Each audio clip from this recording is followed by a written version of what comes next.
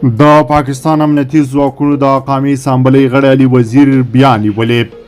سلام درنو لیدونکو، ستړي مشئ. د دې مطلب پوره جزئیات را سره دې ویډیو کې وګورئ او زموږ چینل سره هم سبسکرایب کړئ. د پاکستان په قومي اسامبلۍ کې د جنوبي وزیرستان استازی او د پښتون ژغورنې غورځنګ یو مخکښ غړی علي وزیر بیا د امنیتي ځواکونو لخوا نیول شوی دی. ازادي راډیو مشال څانګې د حکومتي سرچینو او پښتون ژغورنې غورځنګ د غړو په حواله دا خبر ورکړی دی. د علي وزیر موټر چلونکي بادشاه پښتين نن مشال راډیو ته ویلي دوی موټر کې روان و چې په سپیلګاش سیمه کې امنیتي ځواکونو علي وزیر کوز او له ځان سره یې پوځي کلا ته یووړ. د پښتون ژغورنې غورځنګ یو مخکښ ادریس پښتين هم پر ټویټر لیکلي چې علي وزیر هغه مهال نیول شوی چې د قومي اسامبلۍ په غونډه کې د ګډون لپاره اسلام آباد ته روان وو.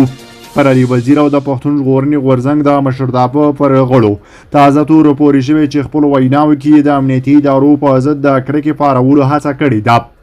علي وزیر هم دې ته ورته تورونو باندې نږدې 2 کاله زنداني و او د تیرې فبروري میاشتې په 14 نیټه آزاد شو. خو بلخوا د پاکستان د تحقیقات وفاقي ادارې منظور پښتين او علي وزیر ورغوښتي دي. د پښتون ژغورنې غورځنګ مشر د پاکستان تحقیقات وفاقي ادارې FII لخوا پر هغه او نورو ملګرو لګول شوي د پوز پر ضد د خلکو پارونې تورونه رد کړي دي او دا د بیان ازادۍ ترړول بللي دي. د غورځنګ مشر منظور احمد پښتين د جون پر 18 مشال راډیو ته ویلي چې نه له پلټنو او زندانونو بیریږي او نه یې دا خنډونه د پښتنو د حقونو لپاره له خپلې مبارزې اړولی شي.